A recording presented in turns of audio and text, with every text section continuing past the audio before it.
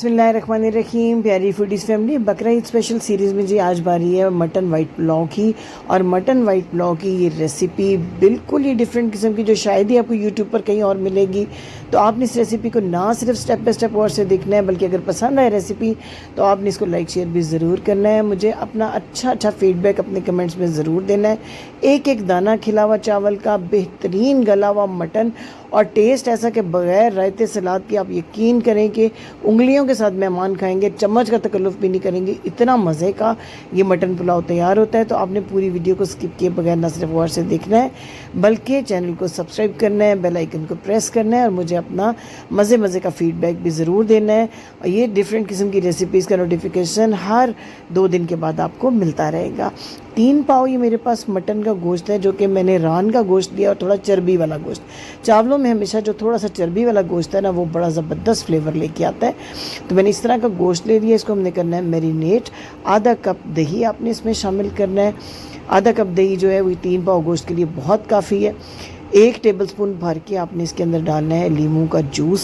साथ में आपने टेबलस्पून भर के लहसुन और अदरक का पेस्ट इसके अंदर ऐड करना है, और 1 टीस्पून नमक। इन सब चीज़ों को मिक्स करना है अच्छे तरीके से गोश्त के साथ, और 20 मिनट के लिए इसको जो है मैरिनेट करने के लिए रख देना है। यखनी बनाने से पहले इस किस्म की मैरिनेशन करना और थोड़ी सी स्पेशल फ्राइंग देना इस गोश्त को ज़रूरी है। इसी से इसका जो डिफरेंट किस्म का एक कलर होता है वाइट पुलाव का, और दूसरा जो टेस्ट इसका डिफरेंट आता है वो आएगा। अब आपने क्या करना है, सिर्फ 1 टेबलस्पून कुकिंग ऑयल डालना है कुकर में, और उसमें 1 टेबलस्पून देसी घी अगर आपके पास अवेलेबल हो तो आपने ऐड कर देना है। हल्का सा गर्म हो तो इसके अंदर आपने तेज़पात एक डालना है, और 1 से 2 स्टिक जो है वो दालचीनी के, छोटा सा एक फूल जावित्री का, 3 अदद आपने बड़ी इलायची ऐड करनी है, 5 से 6 लौंग, 2-3 हरी इलायचियाँ इसमें आपने ऐड कर देनी है। और इन तमाम मसालों को हल्का सा कड़कड़ा के घी के अंदर सारा मैरिनेटेड जो गोश्त है वो इसके अंदर डाल देना है। अब जी इस मसालों के साथ और इस घी के साथ आपने 4-5 मिनट तक ना इस गोश्त को फ्राई करना है, जब तक इसका कलर अच्छा सा चेंज ना हो जाए और दही का जो पानी है वो थोड़ा सा खुश्क ना हो जाए।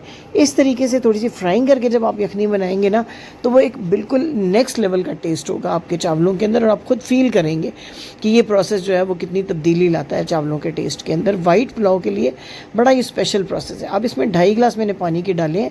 पानी आप थोड़ा सा ज़्यादा डालें, मैंने इसमें कुछ कम पानी डाला था इसलिए मुझे बाद में पानी ऐड करना पड़ा। तो आप इसमें 4 गिलास पानी ऐड करें। 2 हरी मिर्चें डाली, एक छोटी सी प्याज। अब इसको जो है ना तकरीबन हमने 15 मिनट तक प्रेशर कुक करना है। 15 मिनट की प्रेशर कुकिंग में इतना अच्छा गल जाएगा ये गोश्त के चावलों के अंदर जो है ये ना तो बोटी टूटेगी और ना सख्त रहेगी। अब जी चावल अपने भिगो लेते हैं। ये आधा घंटा भिगोने हैं हमने। मैंने 2 बड़े गिलास चावलों के लिए आधा किलो चावल, 3 पाव गोश्त था, आधा किलो चावल। इसको 3-4 दफ़ा अच्छी वॉशिंग खुले पानी से देनी है, ताकि चावलों की जो पॉलिश होती है वो उतर जाए। अब जी ये देखिए यखनी मैंने आपसे कहा था मैंने पानी कम डाला है। अब इसमें से जो गोश्त है ये हम अलग कर लेंगे। यखनी थोड़ी रह गई है तो इसमें मैं रिक्वायरमेंट के मुताबिक और पानी ऐड करूँगी। यखनी को छान लेना है आपने, ताकि ये मसाले वगैरह बीच में से निकल जाए। बोटियाँ आपने अलग कर लेनी है। अब बड़े पतीले में बनाने हैं चावल। इसमें मैं 1.5 चम्मच पकाने वाला कुकिंग ऑयल और 2 मीडियम साइज़ के बारीक जो लच्छों में कटे हुए प्याज हैं, इनको बिल्कुल थोड़ा सा आपने पकाना है, यानी इनका कलर नहीं चेंज होना चाहिए प्याज़ों का, बिल्कुल ज़रा से नरम हो जाए। 2 आपने इसके अंदर बादियान के फूल ज़रूर ऐड करने हैं। साथ में ऐड करेंगे 1 टेबलस्पून भर के साबुत काली मिर्च और 2 अदद तेज़पात। बस यहाँ पे स्टेज पे सिर्फ यही 3 मसाले जाएंगे। ज़रा सा प्याज जो है नरम हो तो 1 टेबलस्पून लहसुन अदरक का पेस्ट, इसको 1 से 1.5 मिनट तक प्याज के साथ पकाएंगे। फ्लेम मीडियम रखना है ताकि प्याज़ों का कलर चेंज ना हो, क्योंकि हम वाइट पुलाव बना रहे हैं तो हमने इसका कलर चेंज होने नहीं देना है। ज़रा सा नरम हो चुका है तो अब चावलों के हिसाब से इसमें 2 टीस्पून नमक डालते हैं। 1 टीस्पून हमने पहले यखनी बनाते हुए ऐड किया था तो इतना काफ़ी है नमक। 1 टीस्पून भर के ज़ीरा पाउडर हमने इसमें ऐड किया है। 1 टीस्पून भर के सौंफ का पाउडर, ये भी बहुत ज़रूरी है इसके अंदर, और 1 टीस्पून खुश्क धनिया का पाउडर। अब ये मैंने सफ़ेद मिर्च इसमें ऐड की है, जो काली मिर्च की तरह ही होती है, 1 टीस्पून। अगर ये अवेलेबल है तो ठीक है, अगर अवेलेबल नहीं तो इस स्टेज पे अपने काली मिर्च का पाउडर नहीं डालना, बल्कि जब आप यखनी ऐड करेंगे ना तब डालना है, क्योंकि उससे कलर ख़राब हो जाता है काली मिर्च के पाउडर से, तो वो यहाँ ऐड नहीं करना। वाइट मिर्च आप ऐड कर सकते हैं अगर आपके पास अवेलेबल है। अब जी थोड़ी देर हमने इसको पकाना है मिर्चें ऐड करने के बाद, ताकि प्याज अच्छे से नरम हो जाए। फिर फ्लेम को बिल्कुल लो करके 3-4 टेबलस्पून दही इसमें ऐड कर देना है और मज़ीद पकाना है। जो दही का पानी होगा खुश्क, तो ये प्याज बिल्कुल नरम होकर घुल जाएंगे और अच्छा सा मसाला बनेगा। इसी स्टेज पे 5 से 6 हरी मिर्चें बिल्कुल बारीक चॉप करके आपने डाल देनी है।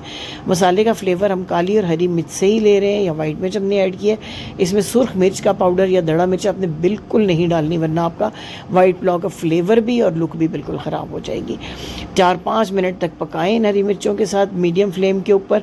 इस तरह अच्छा सा देखिए मसाला हमारा जो है वो रेडी हो गया। तो अब जो हमने बोटियाँ अलग की थी यखनी से, वो हम इसमें ऐड करते हैं और 4-5 मिनट तक फ्राई करना है।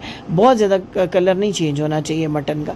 मटन को हम बहुत अच्छा पहले फ्राई कर चुके हैं, इसलिए ज़्यादा फ्राइंग की ज़रूरत ही नहीं है हमें। अब जी यखनी में मैंने थोड़ा पानी ऐड किया था ताकि ये 3.5 गिलास तक हो जाए। इसके अंदर मैंने 1 टेबलस्पून नींबू का जूस डाला है और 1 टीस्पून भर के आपने डालना है चिकन पाउडर। कमर्शियली जितने भी वाइट पुलाव बनते हैं, चिकन का हो, मटन का हो, बीफ का, उसमें ज़रूर चिकन पाउडर या चिकन क्यूब डलता है बेहतरीन टेस्ट के लिए। तो आप ऐड करेंगे तो बहुत अच्छा फ्लेवर आएगा। 5 हरी मिर्चें बगैर कट लगाए आपने यहाँ डाल देनी है। और अब जो चावल भिगो के रखे हुए थे, जब यखनी में जोश आ जाए तो पानी निकाल के चावलों का ऐड कर दें और 10 मिनट के लिए कवर करके ना इसको कुक करेंगे। बहुत ही मज़े की बनने वाली है रेसिपी। तो अपने चैनल को सब्सक्राइब करके बेल आइकन को प्रेस करना नहीं भूलना, ताकि आने वाले दिनों में भी जो बकरा ईद की स्पेशल रेसिपीज़ आ रही हैं वो सब आप तक पहुंचती रहे। अब यहाँ पे देखें चावल, देखें कितने ज़बरदस्त लंबे, हालांकि बिल्कुल एवरेज क्वालिटी का ये चावल है। तो दम देने से पहले आपने क्या करना है, 1 टेबलस्पून दोबारा से ऊपर देसी घी आपने ऐड करना है। और इसके बाद जो डेयरी क्रीम है ना, 2 टेबलस्पून डेयरी क्रीम, वो आपने इसके ऊपर डालनी है। और इसके बाद आपने हल्के हाथ के साथ नरमी से सारी क्रीम को और घी को चावलों में मिक्स करना है, ऊपर से नीचे चावलों को करना है। लेकिन यहाँ एहतियात रखनी है, चावल टूटने नहीं चाहिए। इतनी तेज़ी से चम्मच ना चला दें कि चावलों का जो है वो कबाड़ा हो जाए और चावल जो है वो टूट जाए। अब इस तरीके से जब ये मिक्स हो जाए घी और क्रीम इसके अंदर, तो अब इसके ऊपर आपने 1 टेबलस्पून पानी में 3-4 कतरे केवड़ा मटर डाल के इसके ऊपर डालना है। हरा धनिया मुट्ठी भर के इसके ऊपर डालना है और थोड़ी सी तली हुई प्याज डालनी है। और अब दस्तरखान में लपेटें ढक्कन को और पूरे 10 मिनट के लिए बिल्कुल लो फ्लेम पे छोड़ दें चावलों को।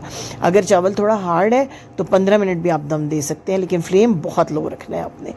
आप दस्तरखान को पानी में भिगो के निचोड़ के भी रख सकते हैं अगर चावलों में ज़्यादा कसर है। 10 मिनट में ये चावल देखें, मैं आपको दिखाती हूँ, ना सिर्फ मिक्स करके बल्कि डिश आउट करके भी। ये चेक करें किस तरह खिले हुए, और जो इसका की खुशबू, इसका लुक होती है ना वाइट पुलाव की, यकीन करें कि मज़ा ही आ जाता है। कि बड़ी ईद पर तो एक स्पेशल डिश होती है जो कि हर मेहमान की और घर वालों की भी खसूसी फरमाइश होती है। डिश आउट करके भी मैं आपको दिखाती हूँ, आप चेक करें। इंतहाई नरम और मुलायम और जूसी होने के बावजूद एक एक दाना खिला हुआ जुड़ा नहीं है चावलों का। और मैं आपको गोश्त की भी जो प्रॉपर लुक है वो चेक करवाती हूँ कि किस तरीके से ये गला हुआ है, अंदर तक रेशा गला हुआ, कोई हार्डनेस नहीं होती रेशे के अंदर ना। इस तरह से फ्राई करके यखनी बनाने में बेहद खूबसूरत, खुश शक्ल, लजीज ये रेसिपी है। आपने ना सिर्फ चैनल को सब्सक्राइब करके बेल आइकन प्रेस करना है, बल्कि अपने कमेंट्स में मुझे ज़रूर बताना है कि रेसिपी आपको कैसी लगी। रेसिपी को लाइक शेयर भी ज़रूर करना है। मिलियन में व्यूज़ हैं मेरी पिछली बकरा ईद की रेसिपीज़ पर भी, उनको भी आपने विजिट करना है, देखना है। ख़ास तौर पे बीफ बोटी की जो रेसिपी है और कीमे की जो रेसिपीज़ हैं, कोई फरमाइश हो तो वो भी मुझे लिख भेजें। Thank you for watching. अल्लाह हाफिज़।